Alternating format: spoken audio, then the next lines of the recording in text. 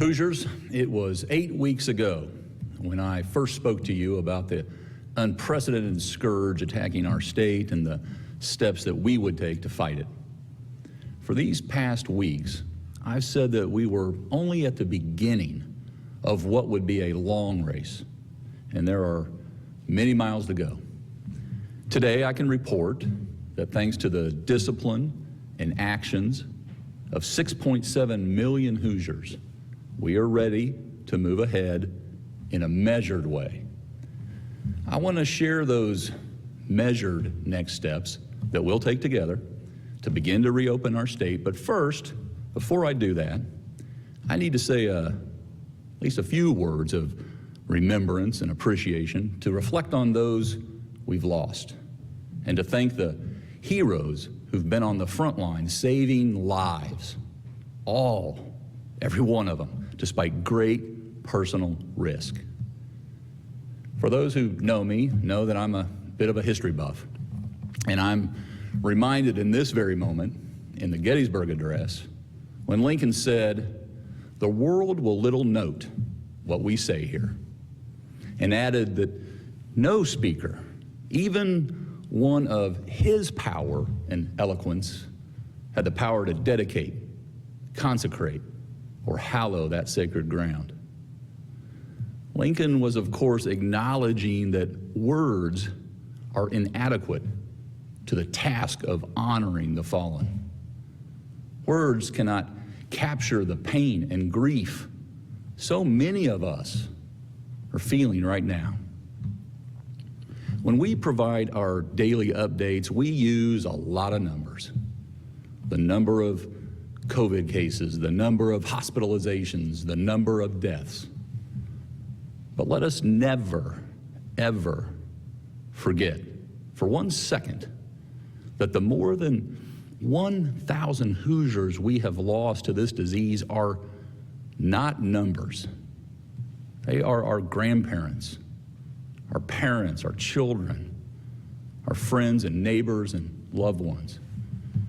Each life was precious, and like ripples in a pond, each touched scores of people in ever-widening circles. We are all grieving, and the depth of our grief is commensurate to how much we love them. And so we will honor their memories by never forgetting them, their smiles, their laughter, their love, their wisdom, their good works while they were here with us. We will also never forget the countless heroes who have answered this call during this crisis. At a time when we all have been touched by such loss, we have also been filled with immense pride and gratitude at the countless acts of generosity and sacrifice coming out in every corner of our state. On behalf of all Hoosiers, thank you. Thank you to all the healthcare workers who put their lives on the line every day to protect us. When the pandemic came, the call went out to Indiana's nearly 17,000 licensed physicians and more than 150,000 nurses. Joining them were thousands of more volunteers. That includes the nurse practitioner of 30 years who was about to retire but sprang back into action. The Army veteran who works full-time in a hospital but added nights and weekends so he could do even more. The mental health therapist who said she would do anything to be of service. In our greatest hour of need, you all are there for us. And of course, that includes our own dream team of medical experts, Doctors Bach, Sullivan, Bresniak, Weaver, Kaufman, and Doss. The Lieutenant Governor and I, thank you. And we also share our appreciation for all those essential workers who are keeping us safe, keeping us fed, keeping the lights on, keeping the shelves stocked. our police officers and our firefighters, our farmers and food producers and supermarket cashiers, our long-haul truckers and delivery drivers and trash collectors, folks we took for granted just a few months ago. All of you are working unselfishly so we can continue to be living without a far worse disruption. I share our appreciation for the ministers and priests and rabbis and imams and all those who are comforting us in our suffering and grief. I also share our appreciation for everyone who has taken this virus seriously and kept their distance despite the hardships. Your patience and discipline have helped keep the terrible toll from being even worse. Finally, I want to share my appreciation to all Hoosiers for rising together in our time of crisis. There have been too many acts of caring, kindness, and ingenuity to share right now. Everything from companies and individuals donating food and money to making needed medical equipment and researching treatments and testing to working overtime to do whatever it takes to serve those most in need. But I think it was Captain John Melling of the Fishers Fire Department who captured it best. The good captain said, "For all the madness this pandemic has wrought, it has also brought out a deeper humanity and empathy than the likes most have seen in this lifetime. It is an honor serving a community in a state which not only touts Hoosier hospitality, but lives it." John's comments are not isolated. All across Indiana, we have witnessed a spirit of cooperation and caring for others that has touched my heart. May this spirit of appreciation for one another carry on long after the torment of COVID-19 is behind us. We are doing this together, and together we will overcome this disease and come out a stronger Indiana. Now let me turn to the next steps to getting Indiana back on track. I know this has been a very challenging time for Hoosiers. COVID-19 has disrupted our lives beyond description, brought grief to so many and financial difficulties to many more. When we planned our initial response to this global virus, our goal, our mission was clear: slow the spread and flatten the curve in order to protect our healthcare system from a surge. That response remains data-driven, and that will continue to be our practice as we consider a sector by sector reset with the goal of getting Indiana back on track. We will follow 4 guiding principles to determine how plans to reopen various sectors of the economy move forward. First, that the number of hospitalized COVID-19 patients statewide has decreased for 14 days. Our current data shows us that as a state, COVID patient admissions have decreased the past 2 weeks. Second, that the state retain its surge capacity for critical care beds and ventilators. Currently, statewide ICU bed and vent availability has remained above 40% and 70%, respectively, for the last 2 weeks. Personal protective equipment, or PPE, is critical for businesses as they resume operations, with masks in particular demand. The state is working with Hoosier companies that have already converted their lines of work to PPE or currently supply such materials. We're developing the Indiana Small Business PPE Marketplace to provide reliable access to PPE for small businesses that need help to comply with this new safe workplace precautions. Businesses and nonprofit entities with fewer than 150 employees and registered to do business in Indiana will be eligible. More details on this program will be forthcoming. In addition, we will be distributing $300 million to counties, cities, and towns via a population-based formula, which is the first installment from the Coronavirus Relief Fund. The third principle is that we can test all Hoosiers who are COVID-19 symptomatic.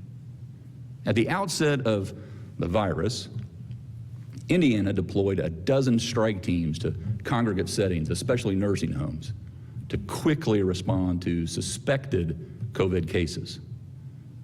These teams will continue to play a vital role in keeping Indiana on track and will focus on detecting new cases as early as possible.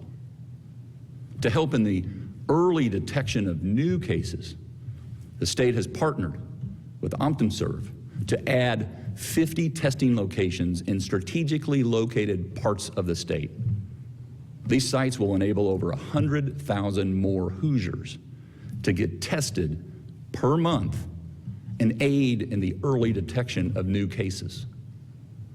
Hoosier employers, employees, and consumers can have confidence anyone concerned they may be sick due to their symptoms or having been in contact with someone who is will have the ability to get tested. Which leads me to my fourth and our guiding principle for getting Indiana back on track, which is to contact all individuals who test positive for COVID-19 and expand contact tracing. We will aggressively track new cases through a centralized contact tracing program to help slow the spread of the virus. While ISDH, the state health department, in cooperation with local health departments, has engaged in contact tracing since the first positive case of COVID-19 was reported in early March, centralized contact tracing will begin May 11th. This will enable us, the state, to ensure all future cases are tracked and recorded in a uniform and timely fashion. All Hoosiers who test positive in the future will receive a text, email, and a call from one of the state's over 500 contact tracers currently being onboarded. These tracers will identify other Hoosiers potentially at risk and help provide resources those individuals need. So, to ensure we can make steady, continued progress, getting Indiana back on track, we will continue to watch our number of hospitalized COVID-19 patients, make sure they're diminishing, that we retain sufficient critical equipment, PPE, that we're able to test all citizens who might be symptomatic, and that we can track those who test positive. Given the trends moving in the right direction on all four fronts, I'm ready to announce the next steps. We have developed a 5-stage roadmap. I said earlier, we have a lot of numbers. And that is with our collective efforts. Those efforts will help us reach the goal of having Indiana back on track by July 4th, Independence Day. Of course, this roadmap is subject to change. New guidance provided regularly, and the more that is known about this disease every day may alter our course. Since March 24th, we've been hunkered down. We're calling this stage, Stage 1. During this time, essential manufacturing, construction, infrastructure, government, business, healthcare, and other critical businesses and operations have been open, while K-12 school buildings remain closed and all their activities canceled. Since Monday, Hoosiers have been able to resume having elective medical procedures. Stage 2 will roll out over the next 3 weeks. Nearly all of Indiana will move to Stage 2 this Monday, May 4th. Marion and Lake, our two most populous counties, may begin Stage 2 on May 11th to ensure our new testing and contact tracing programs are up and running. Cass County, which recently had an outbreak, may start Stage 2 on May 18th to make sure they don't overwhelm the area healthcare system. As we work to get back on track, we must still protect the most vulnerable among us.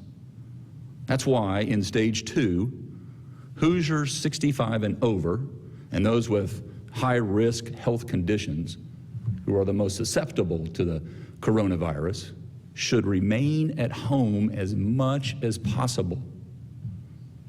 In Stage 2, we'll be easing restrictions, in again, a measured way. Although local governments may impose more local strict guidelines as those conditions dictate. We are lifting the essential travel restrictions and permitting social gatherings of up to 25 people, following the CDC's social distancing guidelines. State government offices will begin to open for limited interaction with the public. In addition, the remaining manufacturers, industrial, and other infrastructure operations that had not been considered essential will also be able to open. Retail and commercial businesses will open at 50% capacity. Examples would include apparel and furniture, jewelry, and liquor stores that have been operating as curbside or delivery only.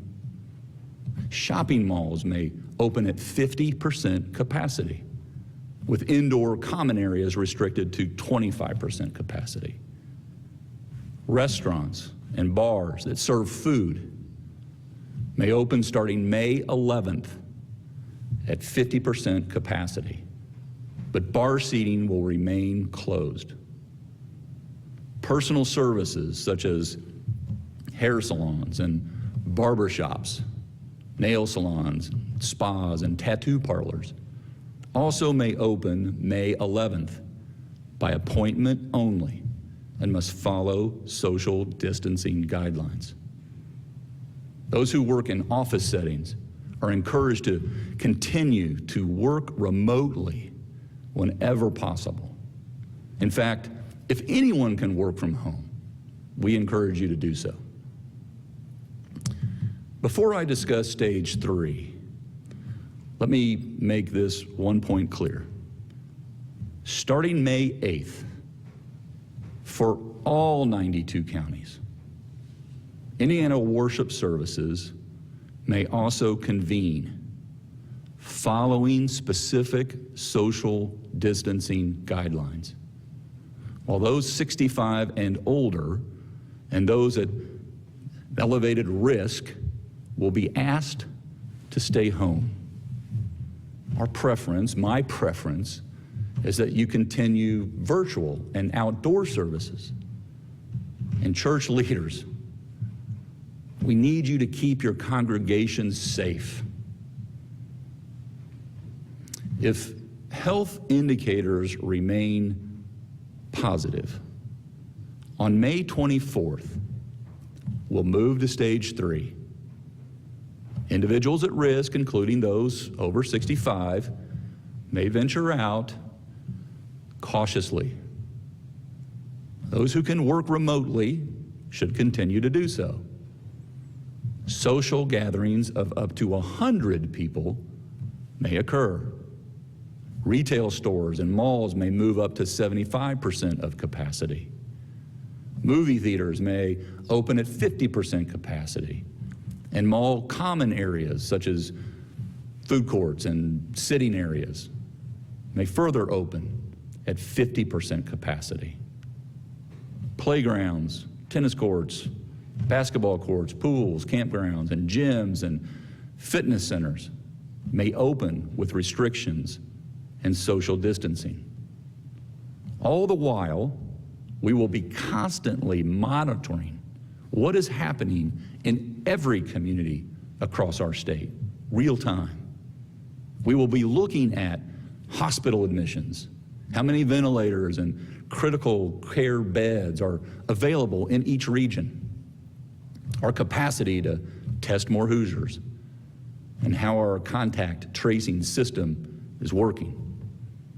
That is the data that has guided us every day since this emergency began. And we're not going to let off the gas now.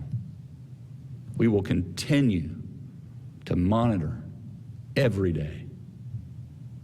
And while we're hopeful that we have the momentum to move into this stage later in May, we will be cautious and make the best decisions for Hoosiers based on the situation at that very moment. If still on track, on June 14th, we'll advance to stage 4. We hope we can open up the stage even more in mid-June to get you back to even more of the activities that you and your family are used to and missing so much over these last recent weeks. In stage 4, face coverings will be optional, and social gatherings of up to 250 people may take place, and large venues may open with adherence to social distancing guidelines. State government buildings will reopen to the public. Professional office building employees may resume work at full capacity. Retail stores, malls open at full capacity with social distancing guidelines in place. Dining room service may be open at 75% capacity. Bar seating in restaurants may open at 50% capacity. Cultural, entertainment, and tourism may open at 50% capacity. This includes museums and zoos and bowling alleys and aquariums and the like facilities. Recreational sports and leagues and tournaments may resume, and amusement parks, water parks, and like facilities may open at 50% capacity. Our goal is to have all areas of the state reach stage 5 beginning July 4th. Now, even in stage 5, we will continue to do social distancing, but conventions, sports events, fairs, festivals, the state fair, and like events may resume, and remote work will still, of course, be optional. Retail stores, malls, restaurants, bars, nightclubs, gyms, and personal services may operate at full capacity.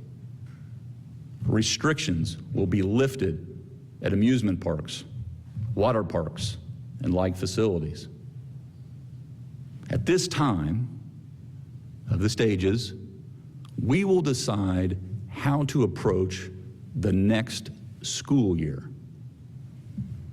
So Hoosiers, this is our 5-stage plan to get Indiana back on track. It's a methodical, step-by-step plan for steady progress, which we'll carefully monitor. You can read more about this at backontrack.in.gov. Now comes the hard part. As life starts to slowly return to that new normal, making progress towards being fully back on track will require constant vigilance from all of us as we lift restrictions and more people return to work, visit a store or restaurant, and participate in more activities. the number of COVID-19 cases will likewise increase. If we cannot continue to meet our 4 guiding principles, all or portions of the state may need to pause or even return to an earlier phase of our stay-at-home order. In other words, this is up to each and every one of us, all of us. A.J. Foyt, one of only 3 men who have won the Indy 500 4 times, was once asked about his strategy for winning. He said, the race is won in the last 50 laps. He knew that the keys to such a long race had to do with patience and discipline and perseverance. My friends, I have seen with my own 2 eyes your incredible patience, discipline, and perseverance. And I've learned from this very moment of trial that there is nothing we cannot do when we work together. And I truly believe, because of what we will do together, future historians will look back on this moment and say, for Hoosiers, this was their finest hour. And now, Rachel, before we get to the Q&A, I did want to say, and I'm going to join Dr. Lindsay Weaver. Sadly, earlier this morning, Dr. Box lost her father, and Dr. Box, as we all know and you all know by now, has been a rock around her, and we're going to be that rock for her in this time. So I would appreciate if you would keep Dr. Box in your thoughts and prayers if you're the praying type. And now we'll join Dr. Lindsay Weaver, and she will give us an update on the facts as they are on the ground today. Thank you. So on behalf of the Indiana State Department of Health, we also would like to provide our sincere condolences to Dr. Box and her family on the loss of her father. He raised an extraordinary person who has been our fearless leader for the last 2 years, including these trying times. We owe her a debt of gratitude in this time of sorrow. Thank you, Dr. Box. We're going to open up to questions. Okay. All right, Rachel, you want to jump right in it? Lauren Chapman, Indiana Public Broadcasting. Hello, Lauren. Good afternoon. Good afternoon, Governor. How's it going? Very good. Thank you. Yourself? Not too bad. I do want to ask, especially as we reach this point of reopening the economy, especially certain sectors of the economy, and as you said, that you do expect cases to increase.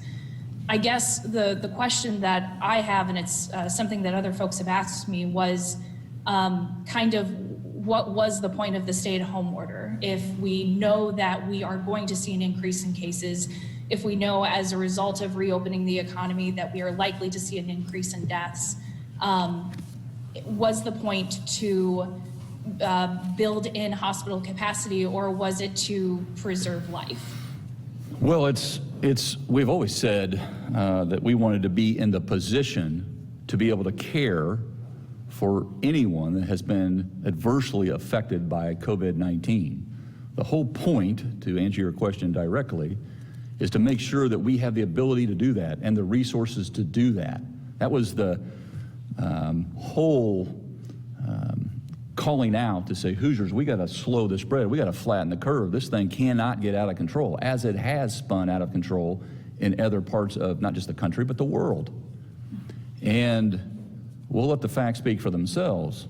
Those numbers that I referred to earlier, we have that at the moment under control.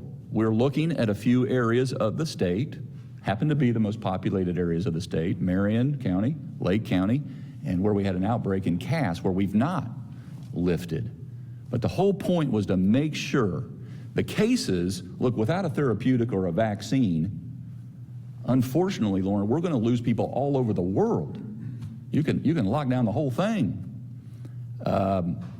So Our effort going forward will be all about managing through this crisis. I'm praying for a vaccine, but we got to do what we can do right now. And we're taking the responsible steps and allowing folks to responsibly and safely return to some normal aspects of their life. You want to comment more from a medical perspective? Right, yes, I agree. So the thing that was most important to us is that we know how to protect those who are most at risk. And so by doing everything we did, we are protecting people who are older than 65, people with medical problems. And additionally, we gave our hospitals and our healthcare providers time to prepare so that we have more hospital beds, we have more ventilators, and honestly, we just know more about the disease in this time so that we know how best we can care for people when they get sick. Yeah, and might I just add that that's important also, the prepare part of it. We talked about that, you know, 2 months ago, 8 weeks ago, about prepare with a plan. And that's why today we're making this announcement that would take effect for most of the state on Monday. So it helps people go to backontrack.in.gov and review those guidelines to prepare. Now, last week I said, don't squander this time. You know, let's prepare to reopen as we can safely. Jeff with the South Bend Tribune. Good afternoon, Jeff. Good afternoon, Governor. Dr. Box, I'm very sorry for the news of your father. Thanks, Jeff. Up here in northern Indiana and the South Bend area, there's been a lot of anticipation of your announcement today because South Bend's mayor, James Mueller, and Dr. Fox, who you had on your panel here the other day, feel that they're not ready up here as you are down there and what you view the rest of the state is to reopen. They say that hospitalizations are still increasing in the South Bend area, as are positive cases.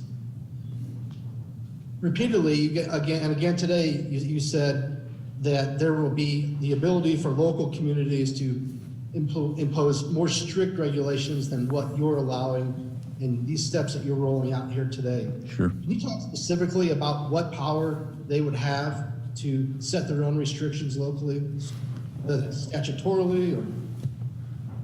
Well, they long have, and this has been the case previous as well. I have said that I'll always, my reflex will be to support a local official, in your case, who you're referring to, a mayor, but we'll continue to partner with local prosecutors, et cetera. If they have more than those 4 guiding principles and they're measuring other items and take those into account, we'll in all likelihood support. I've said that in Decatur County, I've said that in Marion County, and we'll continue to take that very same approach. They have to act. Joe, you want to comment on that just local-state relationship and how we won't interfere with local jurisdiction if they want to take it further or stricter than us? Absolutely. So under Indiana law, and we've put it in the executive order, I think we put a specific provision in the second stay-at-home order, in part because we had received questions about this. But under Indiana law, as the governor mentioned, local communities can be more strict in their requirements than the state's executive order. They can do that via ordinance or other methods. And so that is just how the law in Indiana works, and communities can take advantage of that if they think the circumstances that they're dealing with locally warrant it. Thank you.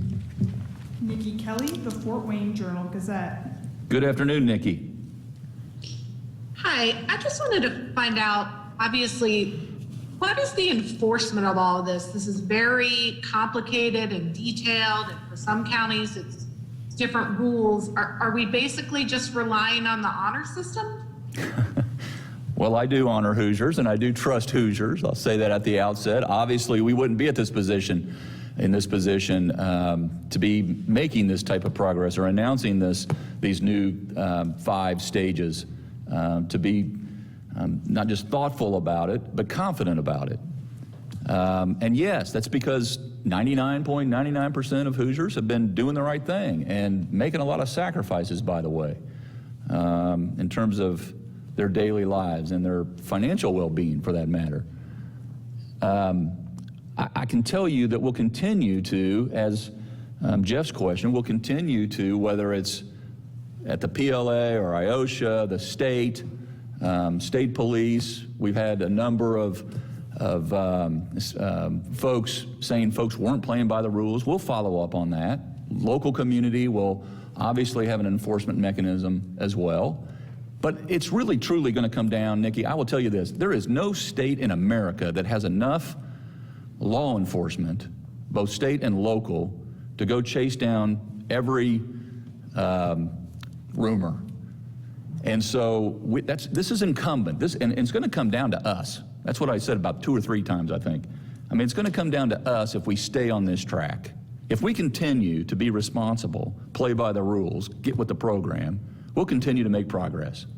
If people look for openings and shortcuts and believe that this virus won't affect them like it does others, then we may slip.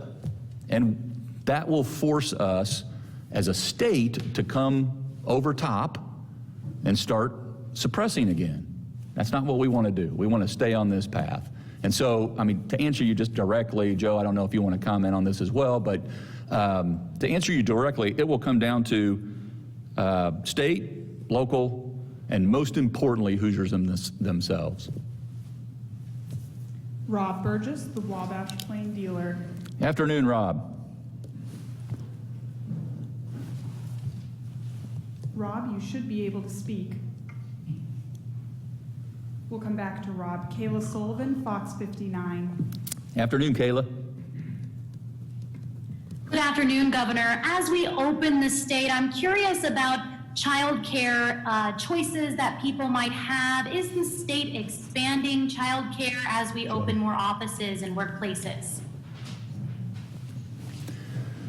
The Secretary of FSSA is making her way to the podium to address this directly. Good afternoon, Jen Sullivan, FSSA Secretary. Childcare has remained open throughout the duration of the coronavirus response. We've been supporting childcares to be ready to reopen if they were unable to remain so during a slower number of children using this service. We have continued to support those who were primarily taking care of healthcare providers, first responders, and will continue to support the reopening for sufficient childcare as we move through each of the stages of the Reopen project. Thank you, Jen. Michael WBEZ. Good afternoon, Michael. Good afternoon, Governor, and condolences to Dr. Bob. Thank you. Governor, what more is being done in Lake County to prepare for perhaps an increase in cases once the order is lifted May 11th? And there was talk about a field hospital at one point. Is that still happening?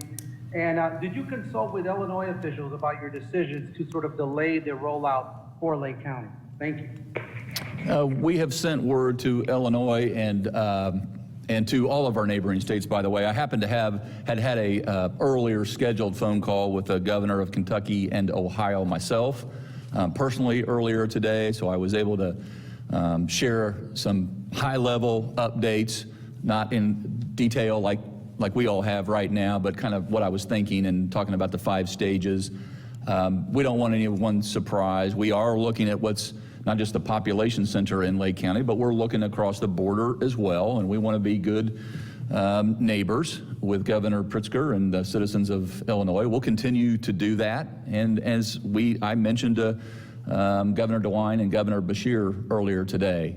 Brigadier General Lyles, you want to talk about the first and why we never stood up yet to date, had the need to stand up that hospital facility? Thank you, Governor. Brigadier General Dale Lyles, Adjutant General, Indiana National Guard. So first and foremost, we are closely monitoring all of the capacity in the entire Lake County. And by keeping an eye on that capacity, we know when we will have to surge certain assets into the Lake County area to meet the demand signals that could be generated by an influx of the virus. And so currently we've stationed excess capacity at the Gary Armory, and we have that capacity ready to put in line if needed when it's called for. And so we'll continue to monitor all the signals, and if we see the demand signals, we'll work with the local agencies to ensure that we deliver the capacity at the right time and the right place. Thank you. Eric Berman, WIBC. Good afternoon, Eric. Good afternoon, Governor, and my condolences to Dr. Box as well. Thank you. As far as the 3 counties that do not see a start to the lifting of restrictions on Monday, Yeah. why just on a county level? There's a lot of travel back and forth between the donut counties and Marion County. There's a lot of travel between Yep. Lake and Porter counties. Why are those limits only in place for those 3 individual counties? Do you want to talk about the bleed or the spread or the containment and all the factors of travel that we take into consideration? Yeah, so when we're talking, we look at regions of the state, we always want to pay attention to what are the typical referral patterns of different hospitals and hospital systems. And we're also looking at the increase in number of positive cases, which I do want to mention that as we begin to move about in society, we do expect to see an increase in cases. But what we want to continue to pay attention to are the other guiding principles, which are hospitals available to take in more patients? Or they still have plenty of ventilator capacity? So that's why we're delaying in those 3 particular areas, just because of the number of cases, specifically looking at Cass County. And we're in constant communication with the hospitals, the hospital leaders in those regions to make sure that if there is an influx of patients, do we have the ability to move them around so that we can make sure that everybody is best taken care of. Jacqueline Ryan, the Stark County Leader. Good afternoon, Jacqueline. Good afternoon. So my questions are related to mask wearing by the general public, and these probably would be best for Dr. Weaver, but anybody's welcome to answer. So my first question is just, what's the best method of sanitizing these masks, since maybe there's some people who aren't really familiar with what they should be doing in order to make sure that they're functional? And what advice do you have for stressing the importance of these to people who may remain skeptical about their effectiveness? Right. So the best part about wearing masks is really that you are protecting the other people around you from yourself. So as we know that there are some people who are asymptomatic carriers, that means they don't even know that they're infected. They don't have any symptoms. So by wearing the mask, if you were to sneeze or cough or breathe heavily on someone, you're actually containing those droplets from going to somebody else. So that's the most important part of wearing those masks. And my recommendations for washing is wash it after your wear. So if you are going to the grocery store or you run out to a store to pick up an item, then I would wash it after that use. Ryan Martin, the Indianapolis Star. Good afternoon, Ryan. Hey, Governor. My question is really about the current economic conditions. So with so many people losing their jobs right now, governors across the country are being forced to deal with 2 competing crises. There's the public health crisis, and then there's the economic crisis. So I'm curious, how does your approach outlined today seek to balance the state's approach to both of those crises? Well, I mean, we've from day one taken a safety first approach to this, but we understand the well-being effects, as you mentioned or allude to. Your well-being affects not just your health, but your ability to provide yourself for good health.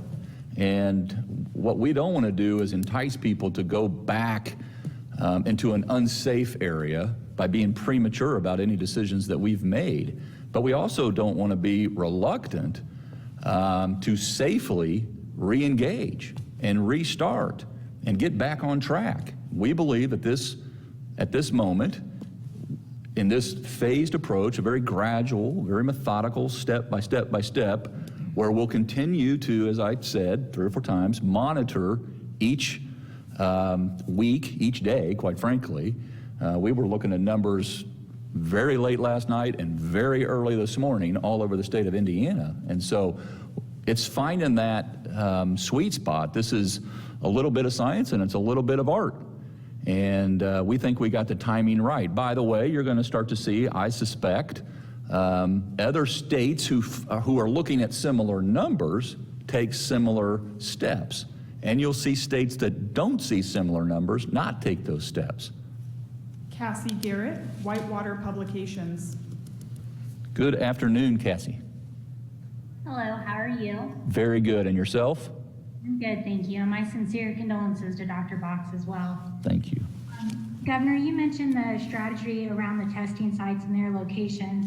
And as we work towards getting to that 50 testing site goals, can you share with us a little bit about what that strategy looks like that's helping guide that decision as to where those testing sites need to be, if it's based on numbers of cases or if it's based on like a parameter so that it's available to people? And also along that same line of questioning with the testing sites, do we know yet when the portal will be open? I know that you can register 48 hours before, and there was mention of the portal and the 1-800 toll-free line coming soon. Yeah. Do we know yet when that will be available? Yep. Yes, so all great questions. First of all, we already know of about 84 sites across the state that are seeing patients to test them for COVID-19, whether it be a clinic or a drive-through. And we have all of those compiled on a map on our website, the coronavirus.in.gov. In addition to that, we're going to be adding those additional 50 sites. So our goal is to have 20 that are going to open up next Wednesday, and then 30 more over the next week and a half after that. So the portal, our goal is to have that open on Monday, and we're going to add those sites to the map as well. When we were choosing locations, we based it on population as well as the number of cases in that area. And we very strategically, my team, looked at the entire state of Indiana and decided where exactly do we need to focus those places.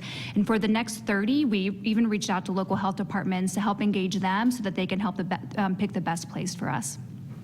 Lindsay Erdody, the Indianapolis Business Journal. Good afternoon, Lindsay. Good afternoon, Governor. I'm curious, with the timeline being different for places like Marion and Hamilton County, for example, we could see businesses on the north side of 96th Street open when those on the south side of 96th Street would not be able to open. So what would you say to some of those business owners that might be upset by that on the south side of 96th Street? Well, I mean, again, we looked at the numbers, and you could pick a line north, south, east, west of wherever we are, and whether you're in Cass County, Lake County, Marion County, and ultimately you got to make a decision. And for Marion County, understanding that the testing that we have in place that's occurring here, understanding that the tracing program will be up and running on May 11th to have that centralized uniform approach, we felt more comfortable with a May 11th. Now, again, I will continue to respect and work with Mayor Hogsett and his whole team. Dr. Kane will all be working hand in glove here toward the end of that lift, whether it's on our timeline or theirs, which is 4 days later. Kathy Treader, Ferdinand News. Good afternoon, Kathy. Kathy, you have to unmute your I'm sorry, I clicked the wrong button. Apologize. And thank you. This has been a very informative session today, and I've appreciated all of them, Governor. Thank you, Kathy. My question is going to be for Dr. Weaver. It is a question that has bothered me a little bit because we're getting so many different answers, and this is national actually, but affects us all. Some people say when you grocery shop, you have to take it home and wipe everything down with Clorox. Some say you do not. Some say to spray your mail with Lysol. Some say you do not. I've heard so many variables, and I feel like people would like to hear how, all of us regular people that grocery shop would love to know what we should be doing. Yes, I think that the reason there's so many variables is that there are some unknowns in that. So we do know that the virus can live on a surface. And so that is why I think some people are recommending that you clean off something that's been touched several times. That being said, if you do your proper hand washing, most likely you're going to be okay with those items that you're bringing home from the grocery store. And again, as I mentioned the last time I was on here, bring your hand sanitizer with you. When you touch something, then sanitize your hands, and then you can move on from there. We don't believe that by eating the virus, that's not how you're going to get it. It really is if you touch something and then touch your face or touch your mouth. If somebody doesn't ask the state's budget director a question, I'm gonna be, it's the first question I ask over the last 30 days is gonna be today. But go ahead, Rachel, I won't intervene. Adam Wren, Indianapolis Monthly. Hello, Adam, good afternoon. Good afternoon, Governor. Because we are opening on July 4th, that seems to be a somewhat symbolic date. You mentioned that this is part art and part science. How much of that day is the art?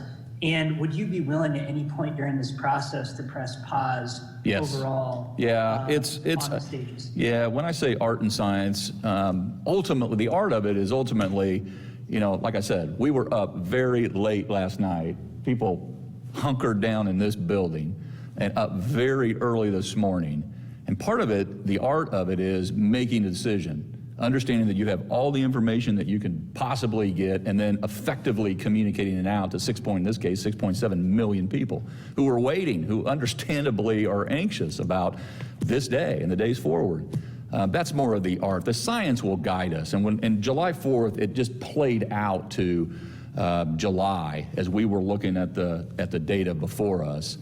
But if, to your point, and that's a very, very, very important point, at any point, this is why we call it a roadmap. It's not just some slick word we're using. This roadmap, there's a lot of different ways to get to a point. And if a road washes out, you gotta take a detour. And if something washes out along the way, we're gonna have to take a detour, or we might have to put it in park. And so there are different gears to this. We just believe if we stay on the course that we're on right now and continue to make progress, which is reliant on the actions that we all in this together take. The state's going to continue to ramp up testing. The state's going to continue to ramp up tracing, all very important. But as I said at the very, very outset, we got to protect, in my mind, Adam, we got to protect two things here, two fronts. We have to protect the most vulnerable. We have to protect 65 years and older that the coronavirus, COVID-19, is disproportionately taking their lives. We have to make sure that they remain hunkered down, and we have to protect the resources that care for people in need. And we're doing that right now.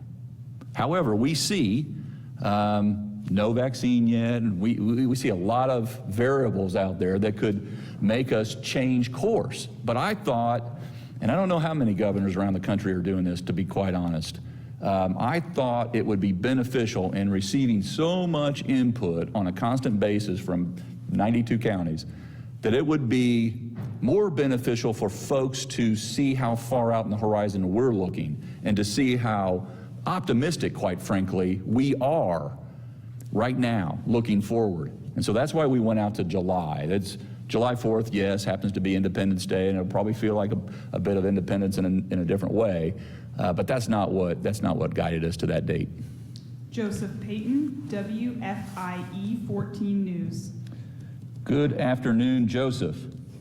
Good afternoon, Governor. I hope you all can hear me well. Loud and clear, like you're here. Just yesterday here in Vanderburgh County, some local health officials announced a COVID-19 prevalence study. It's with Deaconess Health System and IU School of Medicine. And over the next week here, they're going to be testing 1,000 people for antibody blood testing and nasal swabs to figure out how prevalent it is here in our local community. My question for you is, do you know of similar projects around the state that are happening like this, and how important will these results be for you all as you move forward and try to gauge whether or not this back on track process is doing what it's supposed to? So as you know, we completed, well, I guess the first part of the completion of the Fairbanks and State Department of Health prevalence study across the state of Indiana. So the last day of testing was Wednesday. We're going to be doing some supplemental testing actually over the weekend to enhance that a little bit more. And I just want to say that all of this information is very important, but again, it is just really one piece of the puzzle. So we use this to inform with all the other data points that we're looking at to help us make decisions. And right now, as we're getting this information back and the data back on what we found with doing that prevalence study, that just kind of gives us a snapshot of time. And so really when we do further studies down the road, then we'll see how we're going, and we can help use that to inform how all the steps that we're taking and talking about today, how it's going. Our final question is from Dustin Grove, WTHR. Dustin, you're welcome to ask Chris, the budget director, any question. No, I'm just kidding. Hold on, let me grab my different notepad. Yeah, thank you. Governor, was there any discussion of reopening regionally as opposed to county by county? Is there any concern that people in Marion County, for example, might go into Hamilton or Johnson or Boone County and kind of defeat the purpose of what you're trying to do? Yeah, we looked at where the cases were, and we looked at the spread and tried to contain it to the best that we could in a geography that was thoughtful. And it turns out that Cass County, and I understand people live in Howard County that work in Logansport or in Cass County. And so you're obviously never going to get this thing perfect, and you're never going to be able to, and we're not restricting travel to essential businesses in the days prior. So that could have been the case anyway, but we've tried to contain this to a point to where we weren't overextending those restrictions. And Marion, Lake, and Cass, for very specific reasons that the data proves out, gave us pause. And so we'd rather get this safe and not be sorry. Thank you for joining today's briefing. Details regarding Governor Holcomb's next briefing will be sent in a media advisory.